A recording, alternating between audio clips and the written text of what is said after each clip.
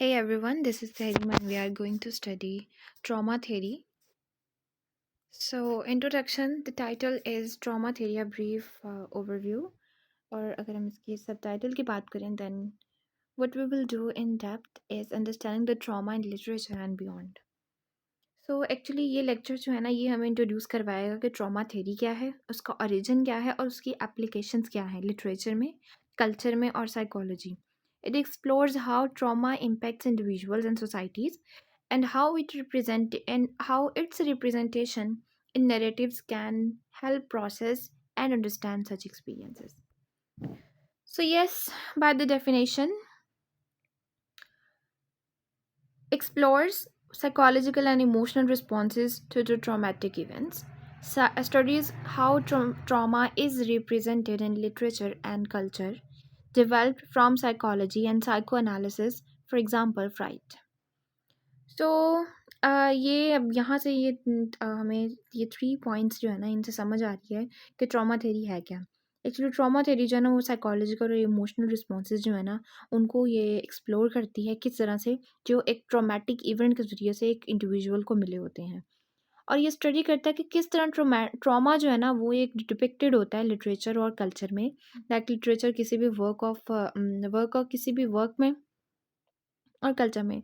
और डेवलप कहाँ से हुई थी ये? साइकोलॉजी से साइको एनालिसिस थ्योरी से, जो कि किसकी थ्योरी है? जो कि सिगमंड फ्राइड की साइकेट्रिक है ये हमारे पास सिगमंड फ्राइड। सो यहाँ पे ना हमें ये पता चलता है कि ट्रॉमा थ्योरी एग्जामिन करती है कि किस तरह ओवरवेलमिंग और डिस्ट्रेसिंग इवेंट जो है ना वो अफेक्ट करते हैं इंडिविजुअल्स के माइंड को और उसकी मेमोरीज को। अगर जब हम देखते हैं कि ये जिस तरह साइकोलॉजी से रिलेटेड है, ख़ास तौर पे फ्राइड के वर्क से on the unconsciousness, it analysis how trauma disrupts identity, living traces in cultural and literal expressions. So let's move towards another slide, that is the key characteristics of trauma. So this is not a traumatic theory. This is a separate one. Key characteristics of trauma. That what is trauma? So unrepresentable nature, like trauma is difficult to express in words. Fragmented memories of trauma are often incomplete or repressed. Repetition and flashbacks, traumatized individuals relieve the event in unexpected ways. ऐसा ही है, जो trauma होता है ना वो हम अपने words में एक्सप्लेन नहीं कर सकते। वो जो एक स्ट्रगल, एक कॉन्फ्लिक्ट इंसान के अंदर चल रही होती है ना, इंसान उसको कभी भी अपने वर्ड्स में एक्सप्लेन ही नहीं कर सकता। फ्रेगमेंटेड, टूटे फूटे ख्यालात, जो मेमोरीज होती हैं ना वो बार-बार इंसान को हॉरिफ़ाई करती हैं, बार-बार उसको डिस्ट्रेस करती हैं। वो हाँ, एक ट्रॉमेटिक इवेंट हो गया है, वो उसको मेमोरीज़ के तौर पे उसके सामने नज़र आता है। फ्लैशबैक्स, रेपिटिशन, ट्रॉमेटाइज़्ड इवेंट जो इंडिविजुअल जो होता है ना, वो मतलब वो बार-बार फ्लैशबैक्स में अपना जाता रहता है। इससे हमें ये पता चलता है कि ट्रॉमा जो है ना, वो बियॉन्ड है लैंग्वेज के। वो एक छोड़ देता है अपने सर्वाइवर्स को, किस तरह? फ्रैगमेंटेड के ज़रिए से, रिप्रेस्ड के ज़रिए से, या फिर उन इनकोहेरेंट मेमोरीज़ के ज़रिए से। इस तरह के लोग जो होते हैं ना वो फ्लैशबैक्स के ज़रिए से या फिर कंपल्सिवली रिविज़िट करते हैं उस ट्रॉमा को जो कि उन्होंने एक अटेम्प्ट मतलब किया होता है। Through this process they may feel much difficulties in their lives.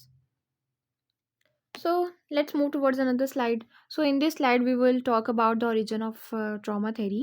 So rooted in psychology, psychoanalysis, like I have told you, Sigmund Freud, influenced by Kathy Koretz, trauma as unprocessed experience related to PTSD, post traumatic stress disorder. So trauma theory जो है ना उसका originate अगर हम देखते हैं ना तो वो फ्राइड्स का साइको एनालिसिस से हुआ था, जो को एक्सप्लोर करते थे किस तरह रिप्रेस्ड मेमोरी, रिप्रेस्ड होते कोई चीज़ दबी हुई, कोई चीज़ को छुपी हुई, ढकी छुपी हुई चीज़ को, रिप्रेस्ड मेमोरीज जो है ना वो एक ट्रॉमा की किस तरह वो मैनिफेस्ट करती हैं अनकॉन्शियसली। लाइक कैथी कॉरत जो है ना वो एक्सपैंड करती है इस कॉन्सेप्ट को, कि वो आर्ग्यू करते हुए कि ट्रॉमा जो है ना वो एक अनप्रोसेस्ड और डिस्टर्ब नॉर्मल नेरेटिव अंडरस्टैंडिंग है। यहाँ तक कि मॉडल एप्लीकेशंस जो है ना वो भी कहती हैं कि ये जो डिसऑर्डर है ना, पोस्ट ट्रॉमेटिक स्ट्रेस डिसऑर्डर, इसके साथ भी ये ट्रॉमा थ्योरी जो है वो रिलेट करती है। एक्चुअली ये डिसऑर्डर जो है ना, पोस्ट ट्रॉमेटिक स्ट्रेस डिसऑर्डर, ये ना इसको साइकोलॉजी में ना एक डिसऑर्डर माना जाता है कि जिसमें ना लाइक एक इंडिविजुअल है, उसने कोई बहुत ज़्यादा कोई ऐसा इंसिडेंट अपनी लाइफ में फेस किया जो कि अनएक्सप्लेनेबल है, अनबियरेबल है उसके लिए, लेकिन फिर भी वो उसके अंदर है। लाइक वो तो उसको कोई नहीं निकाल सकता ना। वो उसका एक फियर, बाय द टाइम वो फियर डेवलप हो जाएगा, वो फिर फोबिक हो जाएगा उस चीज़ के ज़रिए से, और अल्टीमेटली क्या होगा कि वो नॉर्मली वर्क नहीं कर पाएगा, अपना उसका ब्रेन जो होगा ना वो नॉर्मली वर्क नहीं कर पाएगा। सो ये एक डिसऑर्डर है, बार बार फ्लैशबैक्स के ज़रिए से उसको वो चीज़ें याद आएंगी, नाइटमेयर्स के ज़रिए से नज़र आएंगी। So this is what we call post traumatic stress disorder. So next one, trauma in literature. So in this slide, we will talk about what is trauma in literature, like in the works of the writers.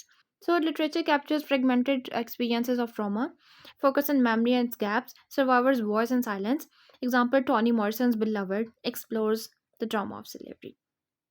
तो yes, अगर हम बात करें ना trauma की, तो हम जो बहुत सारे वर्क्स हैं, लेकिन टोनी मॉरिसन का जो वर्क था ना, वो एक बिलवड, वो एक सही में वो एक मास्टरपीस था, जिसके ज़रिए से हमें पता चलता है कि किस तरह तब नेटिव अमेरिकन ने ये सब कुछ सफ़र किया था, किस तरह उनको सब्जुगेट किया गया था, किस तरह उनको अनहेल्दी चीज़ें दे दे के उनको इवन के किल करने की कोशिश की गई थी।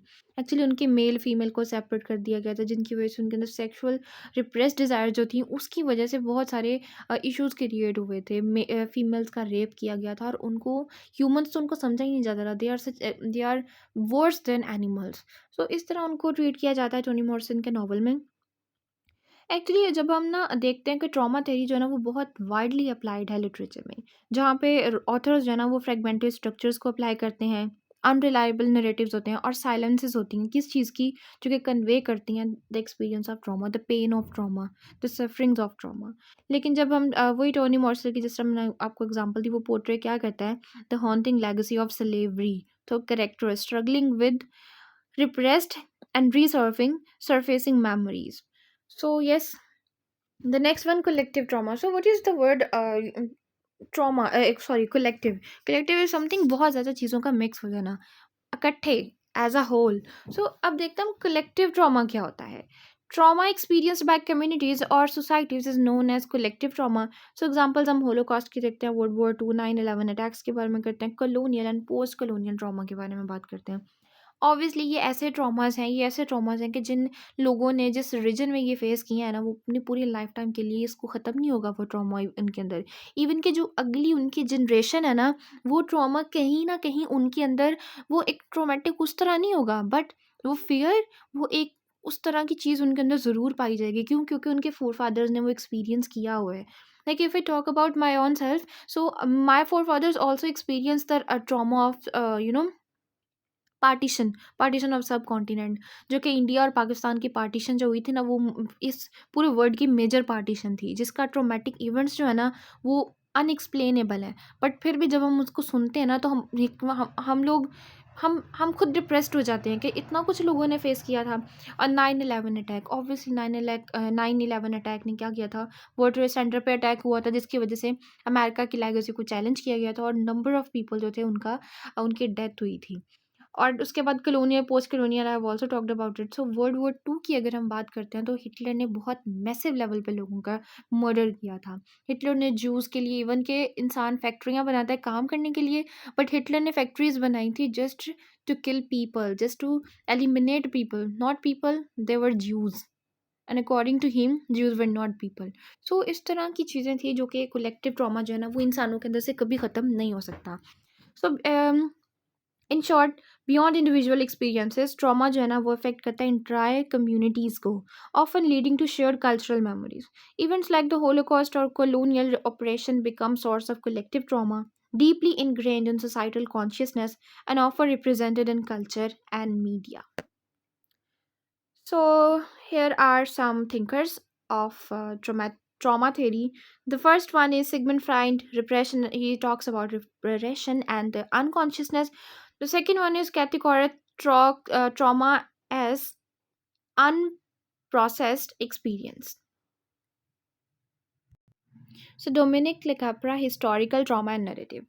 सो रिप्रेजेंटेशन ऑफ ट्रॉमा, एक्चुअली ये जो राइटर्स जो थे ना, इसमें से फ्राइड जो उसने क्या किया था, laid the ground work for understanding trauma as a psychological phenomena. लेकिन कैथी कॉरेट ने क्या किया था, advanced the idea of trauma's representability in narratives. So LaCapra ने क्या किया था, expanded the scope to include historical trauma and importance of addressing it through ethical representation. So yes, अब हम रिलेट करते हैं कि किस तरह ट्रॉमा थ्योरी जो है ना, वो हम आज इस दौर में पाई जा रही है, 21st century, the present time in which we are living, किस तरह वो हमें हम उसको देख रहे हैं। The first one is addresses contemporary issues, war, terrorism, displacement, analyzes media and cultural narratives of trauma, contributes to psychological and cultural healing. Yes, trauma theory जो है ना, वो एक क्रूशल पार्ट बन गया है किस चीज़ के लिए, अंडरस्टैंड करने के लिए साइकोलॉजिकल और cultural aftermath of global crisis like war, terrorism and forced migration. Yes, ये जो चीज़ें हैं ना, ये अनएक्सप्लेनेबल है और ये अनफॉरगेटेबल है। लाइक वॉर वॉर के जो आफ्टरमैथ्स हैं ना, वो पूरी लाइफ टाइम के लिए हैं। टेररिज्म के जो फियर्स हैं, वो पूरी लाइफ टाइम के लिए हैं।